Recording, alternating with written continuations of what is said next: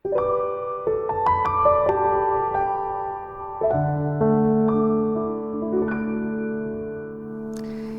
kartu aiškinkimės, kalbėkime apie tai, kas kiekvienam iš mūsų greičiausiai yra labai svarbu, kas prailgina mūsų dienas, prideda gyvenimo metų ir suteikia ramybės. Ir kas yra įdomiausia ir svarbiausia, kad būtent tai yra be galo svarbu mūsų Viešpačiui, mūsų Dievui.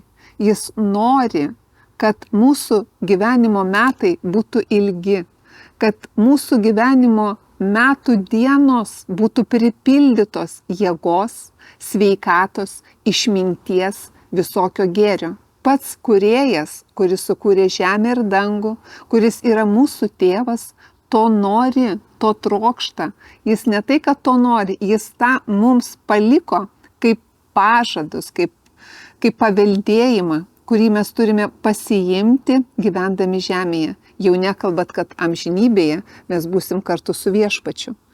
Tai tai yra kas čia žemėje prailgina mūsų dienas ir prideda gyvenimo metų, suteikia mums ramybės. O ramybė tai yra absoliuti sveikata, santykių sveikata pirmoje eilėje.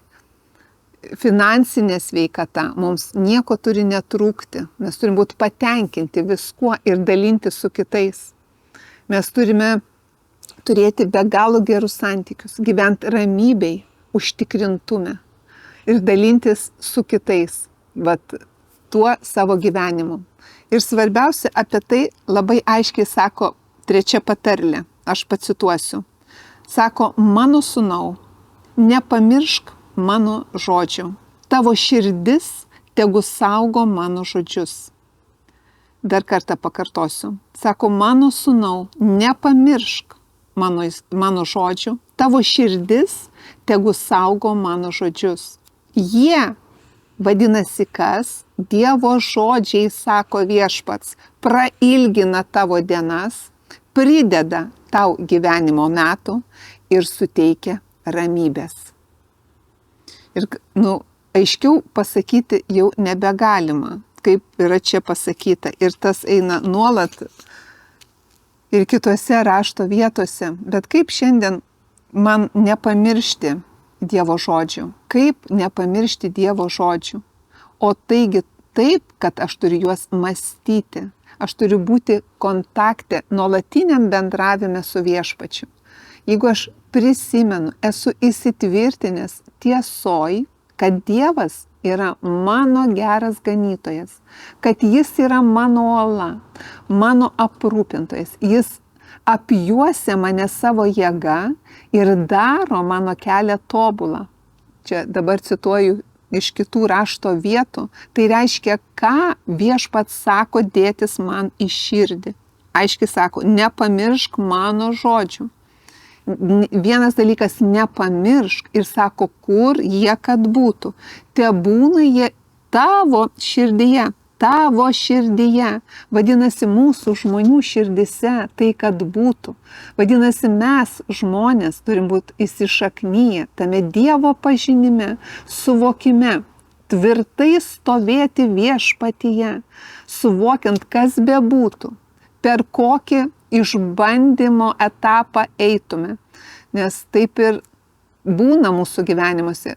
Yra slėniai išbandymų, aplinkybių įvairiausių. Bet šitose aplinkybėse, kai aš gyvenu, ar aš prisimenu, kad man Viešpats sako, ką, te nebūkštauja tavo širdis, te neišsigąsta. Pasitikėk Viešpačiu, pasitikėk manim, Dievas sako. Tai reiškia, ar tai yra man absoliuti tiesa? Tai ir sakau, tegu būna kiekvienam šito kanalo klausytojai, Dievo televizijos kanalo klausytojams, tegu būna tai absoliuti tiesa. Koks išbandymas bent nenutiktų mūsų kely, ar sveikatos išbandymas, ar santykių tarp žmonių išbandymas, nes paskutiniu metu tikrai ypač yra neadekvačiai reaguojančių žmonių aplinkybėse. Tiesiog nei dėl nieko žmonės yra nedraugiški, negeranoriški. Ir kaip neatsakyti tuo pačiu, o liudyti būtent tai, kad aš priklausau Kristui, aš priklausau Viešpačiui. Ir aš neatsakau tuo pačiu, kaip man pašnekovas ar iš aplinkos kažkas nori pridėti. Aš neišsigąstu žinios, kuri yra, sakykime, sveikato žinios. Nes Viešpats aiškiai sako, kad pirma žinia ne paskutinė. Pasitikėk Viešpačiu, pasitikėk manim, o pasitikėk tai, kas yra liepimas, įsakymas. Tikėk manim, Viešpats sako, tikėk. Vadinasi, kokia žinia bebūtų, kokia informacija neteitų į mūsų gyvenimus. Aš žinau, iš karto prisimenu, ką man Viešpats sako, nepamiršk mano žodžių. Vadinasi, ne tą informaciją aš klausau ir mąstau, bet iš karto prisimenu, ką Viešpats mano dangiškasis tėvas sako.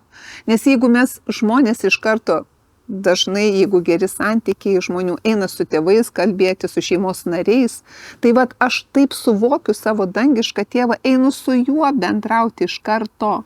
Ir jis viską žinantis, ir jam nereikia kalbėti įvairiausių dalykų, bet kalbėti tuo, kaip aš juo pasitikiu, kad Viešpate, aš mąstau, ką tu ir sakai apie tavo žodžius. Viešpats nesako, mąstyk savo aplinkybės gyvenimo. Jis sako, mąstykite apie mano žodžius, prisiminkite ir juos dėkite savo į širdį. Dėkitės į savo širdį. Ir tai prailgins tavo dienas, pridės gyvenimo metų ir suteiks tau ramybės. Ramybės tai reiškia šalom, o šalom tai yra puikiausi santykiai, puikiausia sveikata, sėkmė. Sėkmė. Tai yra rusiškas žodis, nuostabus, labai geras, udačia. Udačia. Tai reiškia, kai nuolat tave lydi sėkmė, kas bebūtų. Nes kitoj rašto vietoj, Filipiečiams, man atrodo, 4 skyriuje, taip ir sako, ką, mano broliai, ten sako taip, kad nieko nesirūpinkite, bet visuose reikaluose, malda su prašymu ir padėka, jūsų troškimai tegu būna žinomi Viešpačiui. Ir Dievo ramybė, kuri pranoksta bet kokį supratimą, saugos jūsų širdį ir mintis Jėzuje Kristuje. Dievas nuolat ir nuolat mums kalba per savo žodį, būtent savo valią, gerą, tobulą savo valią. Bet šiandien mes žmonės, kaip Dievas ir sako, ar į savo širdį tai dedatės, ar šiandien mums yra tai tiesa, absoliuti tiesa. O jeigu man absoliuti tiesa, tai reiškia, aš nesifokusuoju į tam tikrą aplinkybę, iššūkį, bet fokusuojusi į tai, į Dievą. Į tai, kam yra viskas įmanoma. Aš dėkoju Dievui, kad Jis mane išgydė, kad jo žaizdomis šiandien aš esu išgydyta, tol, kol gyvenu žemėje, gyvenu jėgoj ir sveikatoj. Ir dėkoju Dievui, kad Jis bendrai mane išsirinko, kad mano gyvenimas įrašytas į amžinybės Viešpaties knygą ir amžinai būsiu su juo. Ir esu įsitikinusi, kad Dievas atstato ir veikia mano gyvenimo užkulisiuose. Ir jeigu tai yra man tiesa, tiesiog kaip ir sako Jono 14 skyriui, tikrai neišsigas ir nebūkštaus mano širdis. Bet kad mano širdis neišsigastų ir nebūkštautų, aš turiu būti tame ryšyje, santykyje, pasitikėjimo Viešpačiu, pasitikėjimo, bendravimo, dėkojimo, nuolatinio bendradarbiavimo. O bendrauju, kaip aš su Dievu galiu bendrauti, mes jau ne vieną kartą apie tai kalbame, atnaujindami savo protus. Tai reiškia, ką aš šiandien leidžiu savo mąstyti. Ką aš leidžiu savo mąstyti ir kaip aš šiandien leidžiu savo elgtis aplinkybėse. Nes toliau 3 patarlė labai aiškiai sako, kaip, kad žodžiai pasiliktų mano širdyje, kad aš apie juos mąstyčiau, taip sako, o toliau instrukcijas duoda mano elgsenai, kad gailestingumas ir tiesa te nepalieka tavęs. Užsirišk tai ant kaklo, į savo širdies plokštę. Gailestingumas ir tiesa, tai reiškia, kad aš gyvendama su viešpačiu esu gailestingas. Aš nesu įžūlus, aš nesu akiplėša, bet aiškiai Dievas sako, koks aš esu. Ir čia yra emocinės mano sielinės dalis, kaip aš turiu keisti savo įpročius, kad aš būčiau gailestingas. Ir Dievo tiesa, kad mane lydėtų, o tiesa yra pats Kristus. Nes būtent Kristus ir sakė, kad jis yra kelias, tiesa ir gyvenimas. Patarlėse aiškiai sako, kad gailestingumas ir tiesa tegu nepalieka.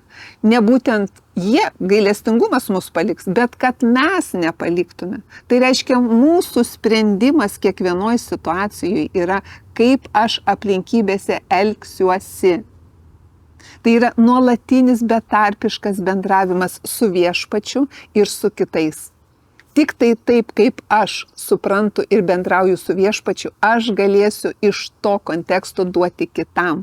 Būt geras, gailestingas, geraširdis, geradaris, taikdarys.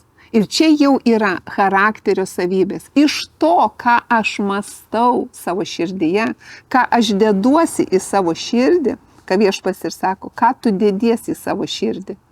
Mano žodžius dėkis.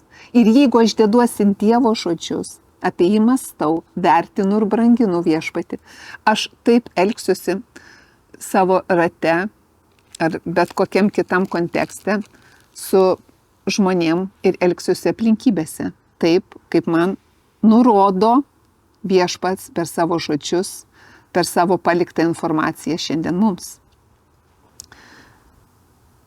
Čia plati tema, labai ilga tema, todėl sekančius kartus mes tiesiog tęsime būtent tą temą toliau.